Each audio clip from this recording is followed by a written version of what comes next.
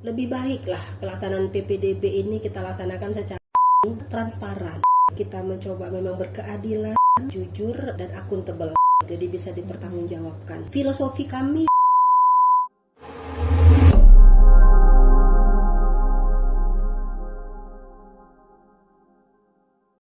Ibu dan Bapak telah berhadir bersama kita untuk sesi kali ini. Ada Ibu Evi Susanti, Kepala Bidang SMP Dinas Pendidikan Kota Banda Aceh. Bu Evi, terima kasih banyak sudah bersama kami. Ibu, ini berkaitan dengan Permendikbud nomor 1 tahun 2021. Iya. Ada beberapa hal yang sangat penting yang diamanahkan oleh Permendikbud tersebut. Yang utamanya adalah bagaimana proporsi zonasi dan pengaturan PPDB yang lebih efektif pastinya. Bu Evi, kami ingin sekali mendengarkan cerita bagaimana sistem zonasi ini berjalan di Kota Banda Aceh selama ini. baik. Alhamdulillah, sebelum diterbitkannya Permendikbud nomor 1 tahun 2021, Kota Banda Aceh memang sudah membangun sistem PPDB ini berdasarkan zonasi sebenarnya, tapi waktu itu kita memang tidak menggunakan istilah zonasi begitu. Jadi kita sudah mengatur agar masyarakat Kota Banda Aceh itu tidak hanya terkonsentrasi kepada satu atau beberapa sekolah saja. Jadi untuk jenjang SD itu kita buat sistem gugus pada waktu itu ya. Jadi mulai tahun 2019 yang online murni itu kita sudah laksanakan. Walaupun sistem PPDB digital kita sudah mulai dari tahun 2013 bahkan sudah mulai dengan sistem digital. Nah, jadi 2019 kita online murni, di mana yang SD pada waktu itu sistem zonasinya kita berdasarkan gugus. Jadi masyarakat yang berada pada lingkup gugus tertentu di wilayah itu maka anaknya hanya bersekolah pilihannya di antara sekolah-sekolah yang berada pada gugus tersebut, seperti itu. Kalau yang SMP sendiri memang sudah kita bagi per sistem wilayah domisili pada saat 2019 itu. Nah, jadi terbitnya Permendikbud nomor 1 tahun 2021 tidak menjadi sesuatu yang mengejutkan sekali sebenarnya bagi Kota Banda Aceh, karena sistem kita sudah jalan. Walaupun pada waktu itu ada plus minus, tetap ada beberapa yang menjadi pertanyaan daripada masyarakat. Namun karena kita sudah mensosialisasikan, kita sudah edukasi, kita beritahu kepada masyarakat jauh sebelum pelaksanaan PPDB, sehingga banyak masyarakat tuh memang sudah siap atau menerima dengan sistem yang kita jalankan. Nah, tambah lagi pada saat diterbitkannya Permendikbud ini, langsung yang SD pun ikut jadi seperti yang jenjang SMP. Kita membagi zonasi berdasarkan wilayah tempat tinggal, karena memang ini adalah amanah sebuah regulasi dari pemerintah pusat yang harus kita sahuti. Nah, jadi alhamdulillah bisa terlaksana dengan baik. Kalaupun ada komplain di sana sini, tapi tetap bisa kami berikan solusi terbaik kepada masyarakat pada awal-awal pelaksanaan sistem zonasi ini, yang insya Allah tidak menjadi gejolak yang sangat berarti sebagaimana yang terjadi pada daerah-daerah lain pada waktu pertama sekali diterapkannya PPDB sistem zonasi. Bisa dimaklumi sebenarnya ya Bu Evi ya, ketika sebuah kebijakan baru harus kita jalankan, biasanya memang ada pro dan kontra pada saat itu. Boleh ceritakan ke kami Bu Evi, kira-kira ada cerita apa ya pada saat itu, mungkin tantangan ketika dua hal ini ya, zonasi sekaligus dengan pendaftaran online-nya. Apa tantangannya pada saat itu? Jadi kan dulu sekolah-sekolah favorit lah kita katakan, yang difavoritkan oleh masyarakat sebenarnya, karena pemerintah juga dengan berjalannya waktu sudah menghapus sistem sekolah unggul kan. Jadi tapi masyarakat itu kan tidak bisa kita rubah mindset dengan paradigma mereka. Jadi kalau bagi masyarakat sekitar yang tadinya tidak punya akses untuk masuk pada sekolah dalam tanda kutip yang diunggulkan, karena dulunya masuk harus sistem seleksi akademis, ada ujiannya begitu. Jadi dari gampung-gampung lain, kecamatan lain banyak keterima, tetapi penduduk wilayah sekitar malah tidak punya akses. Nah, sistem zonasi ini kami justru diuntungkan, dilindungi sendiri oleh masyarakat yang berada di sekitar, dari sekolah-sekolah yang difavoritkan itu. Jadi ya, artinya wah, untung nih ada sistem zonasi yang tadinya kita berat untuk masuk ke SMP tertentu atau SD tertentu. Nah, sekarang semua sudah anak bisa diakomodir. akses. Tidak ada lagi istilahnya pada SMP tertentu atau SD tertentu hanya anak-anak yang berprestasi, anak-anak unggul yang bersekolah di sana, sementara yang merasa mereka tidak beruntung itu harus tersisi ke sekolah yang lain. Nah, kemudian tantangan yang lain adalah seperti biasa, yang dari kecamatan atau gampung-gampung yang tidak masuk dalam zona sekolah tersebut, kan kalau tidak punya prestasi yang khusus kan tidak mungkin lagi bisa masuk di dalam jalur zonasi. Ya, dari unsur-unsur mereka yang merasa ini merugikan bagi mereka. Tapi begitu kita berikan pemahaman, ya alhamdulillah, karena kita kan berpegangnya kepada regulasi yang tinggi ya, jadi itu menguntungkan. Artinya Banda Aceh berbuat bukan kebijakan semata-mata dari kita, karena ini sudah diatur secara nasional. Ya kalau mau digugat silakan menggugat regulasi yang lebih tinggi, kan demikian. Jadi Banda Aceh selalu setiap ada kebijakan dari pemerintah pusat itu kita selalu menyahuti dan langsung melaksanakan. Jadi inilah yang kami coba terus untuk bisa dan mengakomodir. Dan terlihatnya juga ini ya Bu Evi ya, selama ini berjalannya smooth gitu ya, berjalannya mungkin karena ini sudah berjalan bahkan sebelum tahun 2021. Jadi masyarakat terlihatnya sudah teredukasi dengan itu. Jadi seperti Bu Evi sampaikan tadi, terbitnya Permendikbud ini ternyata tidak memberi sesuatu yang membuat gejolak dan sebagainya. Jadi kata kuncinya mengedukasi masyarakat ya Bu Evi ya, itu luar biasa sekali. Lalu Bu Evi, siapa ini yang terlibat untuk membentuk sistem yang bahkan ini terinspirasi dari banyak hal tentunya, bahkan sebelum tahun 2021 dengan tadi gugus, dengan mengedepankan wilayah anak-anak di wilayah yang tepat ya di sekolah pada jenjang berikutnya tadi yang Ibu sampaikan. Siapa nih yang terlibat untuk membangun sistem ini begitu banyak pembelajaran sampai begitu berhasil di saat ini? Baik, yang pertama tentu dukungan penuh dari kepala daerah beserta jajaran, kemudian unsur legislatif dalam hal ini adalah DPRK, kemudian Forkopimda, itu menjadi kekuatan yang luar biasa bagi kami gitu. Kemudian untuk secara teknisnya kita memang menjalin kerjasama dengan Disduk Capil, dengan Diskominfotik, kemudian MPD, kemudian juga dinas-dinas lain seperti Satpol PP dan WH begitu ya. Kemudian tentang wilayah-wilayah tadi ini juga pembagian, gampung ini zonanya di mana-mana gitu ya, untuk bisa maksud saya sekolah ini mencakup gampung apa saja, itu kami memang menggandeng dari bagian organisasi juga, kemudian dari Disduk Capil juga, sehingga tidak ada gampung yang terlewatkan. Itu benar-benar tersisir satu persatu, termasuk jarak gitu ya. Jadi pihak Diskominfotik sangat membantu Bu untuk ini, sehingga bisa terpetakan zonasi berdasarkan wilayah itu, yang pembobotannya kami berikan pun tidak menimbulkan adanya komplain dari masyarakat. Karena sangat transparan sepertinya ya Bu Evi. Jadi data, saya bisa melihat di sini bahwa ada poin penting di sini. Data mengenai siswa di sekitar wilayah tersebut itu sangat penting ya Bu Evi. Tadi Ibu menyampaikan bahwa kita tahu betul bagaimana jarak tempuh ya anak tersebut ke sekolah terdekat, dan luar biasa tadi Bu Evi juga menyampaikan bagaimana tidak ada komplain karena begitu informasi ini tersampaikan ke masyarakat dengan sangat terbuka ya Bu Evi. Ada komplain tapi sedikit lah, minimal sekali ya. Ya, itu bagus sekali Bu Evi, dan ini kami ingin mendengar cerita lebih spesifik ini.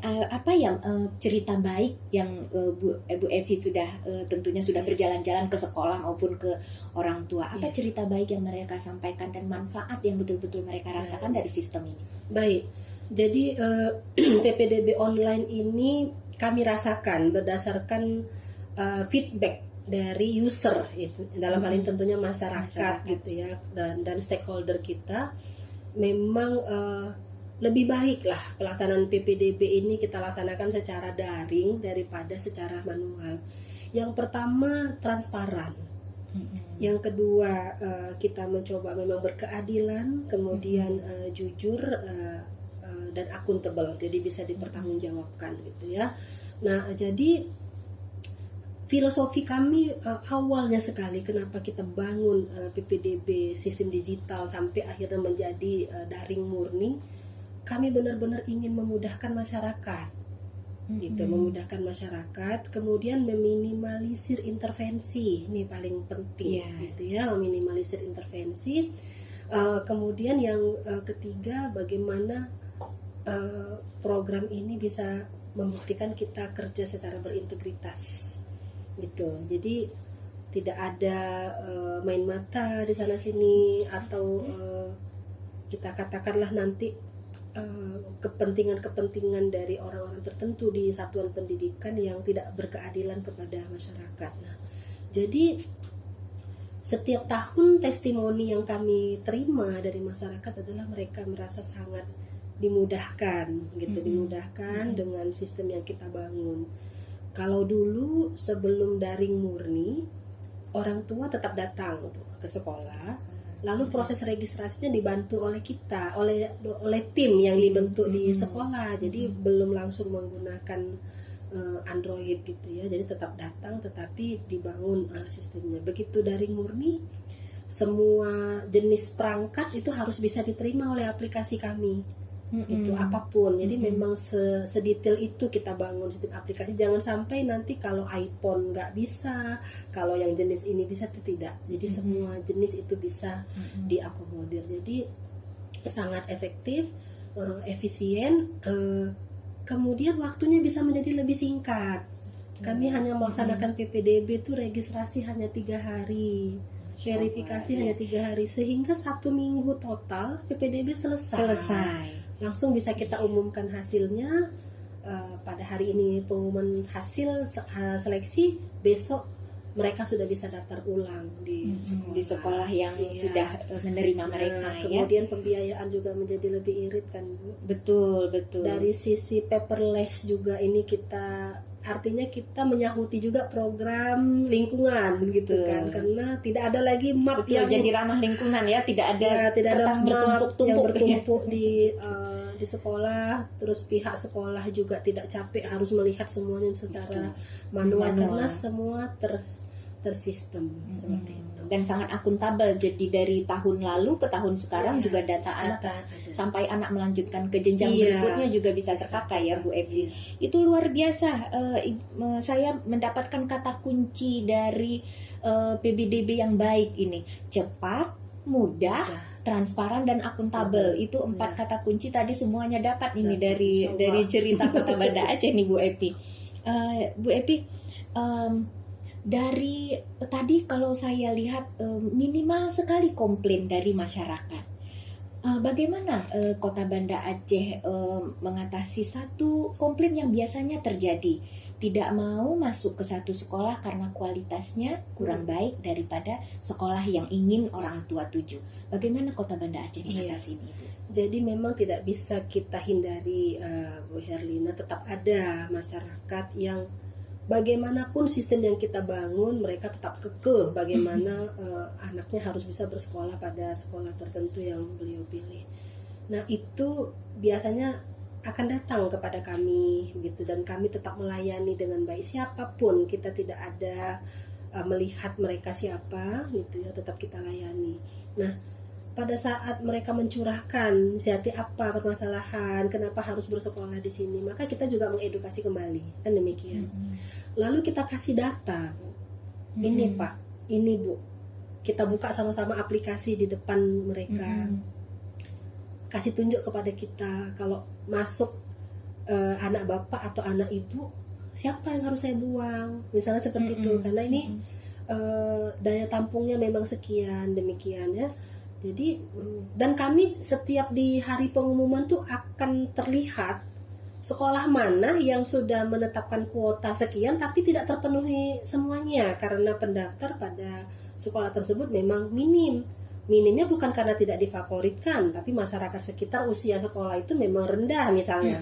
Maka kita akan mencoba untuk memberikan opsi, boleh nggak ditempatkan di sekolah ini, walaupun seandainya misalnya tempat yang tadi diumumkan anak tersebut lulus, orang tuanya tidak bisa terima. Tapi pada sekolah yang dia tuju, daya tampungnya masih ada, gitu. Jadi kita arahkan ke sana. Kemudian ada lagi kasus-kasus yang orang tua terlambat registrasi, tak sampai informasi kepada mereka sehingga tidak ikut nih di dalam sistem PPDB online. PPDB tersebut udah lewat gitu. Nah, ini semuanya kita akomodir. Tetapi kami tetap memberikan tenggang waktu kepada mereka. Nanti semua ini akan kami beresin istilahnya, tunggu selesai proses daftar ulang sekolah, Bu. Nah, tapi jaminan dari kami bahwasanya mereka itu tetap terselesaikan dengan selesai baik. dan tetap bersekolah anak-anaknya. Satu lagi nih Bu Evi, ada ceritanya ini di Kota Banda Aceh yang sampai ke kami. Bagaimana Kota Banda Aceh menjaminkan bahwa semua sekolah akan sama baiknya sehingga komplain tadi yang sedikit komplain tadi dari masyarakat tidak mau datang ke sekolah ini karena ada sekolah lebih baik di sana. Bu Evi dan tim Dinas Pendidikan menempatkan guru penggerak. Ini bagaimana ceritanya Bu Evi? Iya. Jadi kami alhamdulillah Bu Herlina punya seorang pimpinan kepala dinas yang memang beliau tuh total ya untuk pendidikan gitu. Jadi punya komitmen yang tinggi. Selagi dipercaya ingin benar-benar memperbaiki mutu pendidikan di Kota Banda Aceh. Pertama yang bisa saya lihat secara pribadi beliau dulu nih sebagai pimpinan tertinggi kami di institusi, tiada hari tidak belusukan ke sekolah. Apakah itu di hari Senin sampai dengan Jumat sebelum nyampe ke kantor, pagi-pagi sudah keluar dari sudah rumah, sampai ke mereka sekolah dulu. jalan dulu ke sekolah, nanti jam 8 baru beliau sampai di kantor. Di tengah-tengah kesibukan nanti beliau sempatkan juga ada sekolah yang beliau kunjungi. Terlebih lagi kalau hari Sabtu itu beliau jarang sekali off, jadi tetap belusukan sekolah. Jadi yang pertama kami terus dari sisi sarana prasarana kami benahi itu sekolah. Kami kawal pengisian dapodik untuk bantuan-bantuan DAK. Jadi ini contoh sebagai contoh SD 67 di Lamlagang, semua masyarakat ingin ke sana. Padahal ada SD 63 tuh pengimbang. Jadi tahun ini alhamdulillah sekolahnya sudah bagus, yang tadinya bangunannya tidak layak semuanya dirubuhkan menjadi bangunan yang baru. Termasuk sekolah-sekolah yang lain juga demikian. Nah, kemudian dari sisi mutu guru terus pelatihan demi pelatihan, kemudian pendampingan untuk aktif di dalam kegiatan pelatihan mandiri yaitu PMM. Ini pressure-nya Pak Kadis terhadap kepala sekolah sangat kuat ini. Meminta komitmen kepala sekolah mengawal guru-guru untuk aktif di PMM. Kemudian setiap dibukanya seleksi guru penggerak, ini selalu Kadis didorong. terus didorong. Masalah lulus dengan tidak lulus itu kan itu persoalan kembali ya, tapi semuanya diwajibkan untuk jika sudah memenuhi syarat administrasi wajib ikut. Seperti itu agar kita punya banyak guru-guru yang berkualitas. Jadi karena siswa tidak lagi dijadikan input, memang betul-betul sekarang semuanya itu tergantung kepada tenaga pendidik dan kependidikan. Nah, kemudian apapun yang menjadi kebijakan pemerintah pusat, ini terus kami sahutin di Banda Aceh seperti itu. Pelaksanaan pasti ada lebih kurang begitu, dan ada masalah cepat dengan lambat. Selalu ada begitu, tantangannya. Pasti ada tantangannya begitu. Tapi komitmen kami adalah bagaimana setiap ada program baru Banda Aceh harus jalan, ada program baru Banda Aceh harus jalan. Jadi inilah bentuk-bentuk upaya dari kami bagaimana jangan ada lagi sampai istilah sekolah kota, sekolah pinggiran, sekolah besar, sekolah kecil, sekolah unggul, sekolah tidak unggul jadinya. Iya, kecil boleh saja kecil, tetapi mereka tetap harus bisa punya mutu yang setara dengan sekolah-sekolah yang difavoritkan oleh masyarakat. Jadi inilah pelan-pelan terus upaya yang kami lakukan agar masyarakat itu tidak pernah lagi merasa waduh kalau dibawa ke sana anaknya nanti anaknya jadi apa karena sekolah itu begini gitu. Jadi upaya dari kami terus untuk memperbaiki termasuk guru-guru penggerak dan mulai nih sekarang menempatkan guru-guru penggerak menjadi kepala sekolah pada satuan-satuan pendidikan yang menurut kami perlu percepatan untuk peningkatan kualitasnya. Luar biasa ini Bu Evi. Satu kata kunci dari penjelasan Bu Evi tadi adalah merawat kualitas dari semua sekolah kita. Jadi tentunya sangat meminimalisir komplain dari masyarakat dan mengedukasi masyarakat kita bahwa semua sekolah sama berkualitasnya. Tentunya itu upaya yang luar biasa dari tim Dinas Pendidikan Kota Banda Aceh. Bu Evi, ini untuk teman-teman di kabupaten kota ini, tim PBDB di 22 kabupaten kota yang lain. Bu Evi, ada yang ingin disampaikan apa nih kata kunci yang akan membuat mereka mungkin lebih mengefektifkan lagi proses PBDB di sana? Baik. Pesan kami ya, ini juga apa yang kami sampaikan adalah yang kami ikhtiarkan selama ini. Jangan pernah takut berubah, jangan pernah takut berbuat, dan tetaplah keberpihakan kita kepada masyarakat tinggi. Jadi karena kita berkecimpung di dunia pendidikan, dari kita untuk masyarakat. Kita adalah pelayan daripada masyarakat. Jadi masyarakat itu butuh jaminan dan kenyamanan di dalam mendapatkan layanan pendidikan pada kabupaten kota di tempat mereka berdomisili. Oleh sebab itu jangan pernah takut kita untuk berubah dan jangan pernah takut berbuat. Bangun terus komunikasi dan koordinasi dengan siapapun, dengan para stakeholder supaya program-program kita terus mendapatkan berjalan dengan sangat baik seperti yang di Kota Banda Aceh saat ini. Bu Evi, terima kasih banyak Bu Evi, ini kita sudah mendapatkan banyak cerita. Ibu dan Bapak semuanya dari begitu banyak kisah perjalanan proses PBDB di Kota Banda Aceh, ternyata ini tidak dibangun sehari. Ada banyak hal yang dibangun berlahan namun pasti, dan tentunya kolaborasi yang luar biasa dengan semua stakeholder.